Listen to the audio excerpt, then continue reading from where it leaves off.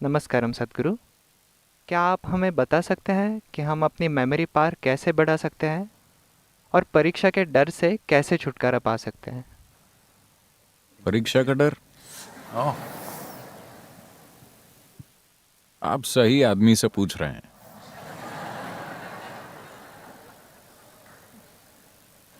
जिसे इसका पूरा अनुभव है, ऐसा इंसान जिसे कभी भी परीक्षा का कोई डर नहीं रहा।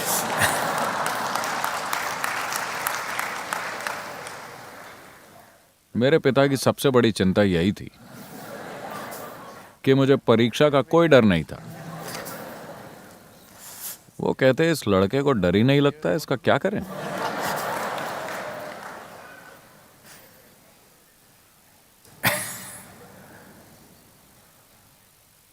this is the whole thing. यही पूरी बात है।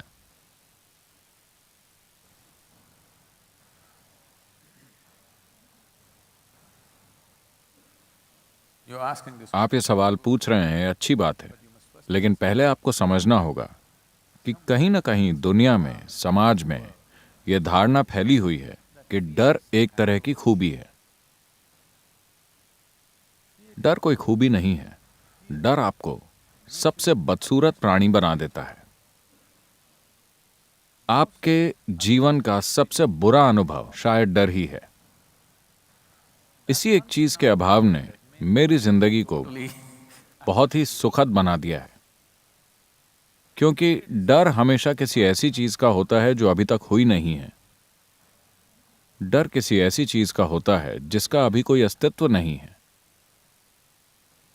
क्या होगा, इसी का डर होता है। क्या होगा आपको नहीं पता। जब आपको नहीं पता कि आप पेपर में क्या लिखने वाले हैं, वो चीज जो आपने साल भर सीखी है, फिर भी आपको नहीं पता कि आप क्या लिखेंगे, अगर ये हालत है तो आपके जीवन में क्या होगा, निश्चित रूप से आपको नहीं पता, है ना। Yes? But you're imagining. लेकिन आप सारी बुरी चीजों की कल्पना कर रहे हैं जो परीक्षा के बाद होंगी।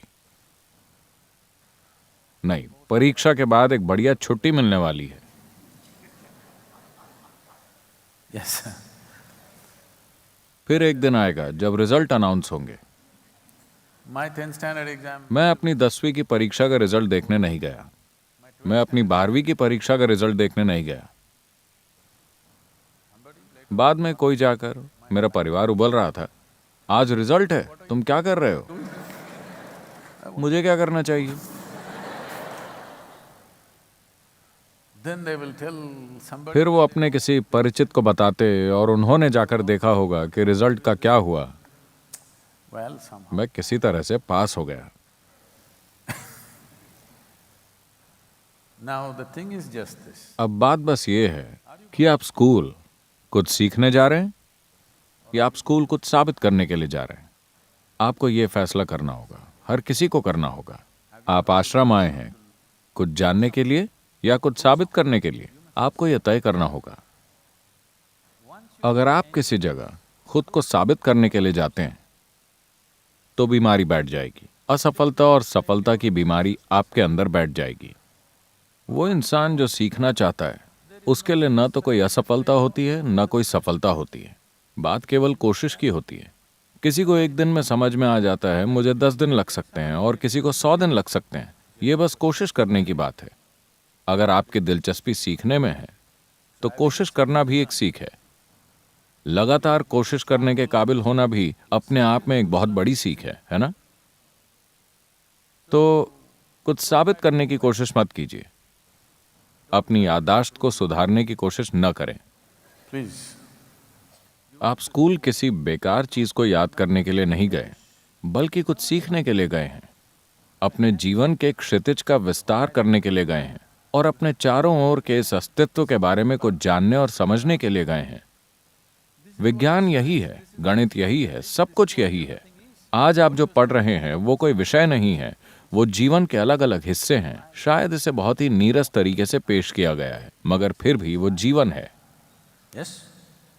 Whether you study. चाहे आप फिजिक्स पढ़ें या केमिस्ट्री या बायोलॉजी या सोशल साइंस या ज्योग्राफी, आप ऐसी चीजें सीख रहे हैं जो आपके जीवन के दायरे को बेहतर बना सकती है। आपको इसे सीखना होगा। अगर इसे रट लेते हैं तो ये किसी भी रूप से आपके जीवन को रूपांतरित नहीं करेगा। will not transform your life in any way. तो आप वहां सीखने गए हैं। अगर आपने सीख लिया है तो क्या दिक्कत है? आपको जो आता है आप लिखिए, आपको जो नहीं आता आप पड़ोसी से कॉपी करने वाले हैं। मैं उन चीज़ों के बारे में बात नहीं करूंगा क्योंकि शायद इन दिनों कई टीचर्स भी ऐसे कामों को बढ़ावा दे रहे हैं। Getting a few marks more, थोड़े अंक ज़्यादा या कम पाने से बहुत ज़्यादा फर्क नहीं पड़ने वाला, लेकिन आप कितना सीखते हैं इससे बहुत फर्क पड़ने वाला है। कितने फंडामेंटल्स आपने अभी अच्छे से समझे हैं इससे बहुत फर्क पड़ेगा। फिलहाल उसी पर ध्यान दीजिए। आप कितनी समझदारी से, कितने बढ़िया तरीके से, कितनी काबिलियत से अपना जीवन जीते हैं, यही महत्वपूर्ण है। आप कितना याद रखते हैं ये महत्वपूर्ण नहीं है। मुझे एक भी चीज़ याद नहीं है, that's why इसीलिए मैं यहाँ बैठकर आपके साथ गप्पे मार सकता हूँ किसी भी चीज़ के बारे में, there's no… क्योंकि कुछ याद रखने का कोई बोझ नहीं है। So, तो दस्त रोकने की दवाइयाँ मत खाइए और अपनी याददाश्त की चिंता मत कीजिए। जो आप जानते हैं आप करेंगे, जो आप नहीं जानते आप वैसे भी वो नहीं कर पाएंगे। लेकिन अगर आपको कॉपी करना आता है तो ये आपके ऊपर है। मैं तो ऐसा नहीं करता और मुझे विश्वास है कि हमारे टीचर्स अलाउ नहीं करेंगे, because क्योंकि जीवन के इस चरण में आपको अपना जीवन छल से शुरू नहीं करना चाहिए। don't at least be… मैं ईमानदारी की बात नहीं कर रहा हूं, मैं ये कह रहा हूं कि आप जीवन के साथ सीधा रहना सीखें ताकि कल आप छोटी छोटी बातों से मुड़ तोड़ ना जाएं। आप ठीक ही रहेंगे, मैं ऐसा ही हूं, ठीक है। मुझे केवल 35 अंक मिले, चलेगा, मैं ऐसा ही हूं। इससे मेरे जीवन की क्वालिटी तय नहीं होगी। मैं चाहता हूं कि आप इस बात को समझें। आपको कितने मार्क्स मिले हैं इससे आपके जीवन की क्वालिटी तय नहीं होगी, मगर आप कितनी ईमानदारी से जीवन जीते हैं आपके जीवन की गुणवत्ता इस बात से जरूर तय होगी। तो नकल नहीं करना है, ठीक है? मान लीजिए आपको कुछ नहीं आता, कोई बात नहीं, वहां खुशी खुशी बैठिए और बाहर आ जाइए। सबको बता दीजिए कि मुझे नहीं आता था। थोड़ा योग कीजिए, आपका जीवन लंबा हो जाएगा और आप एक और साल ले सकते हैं।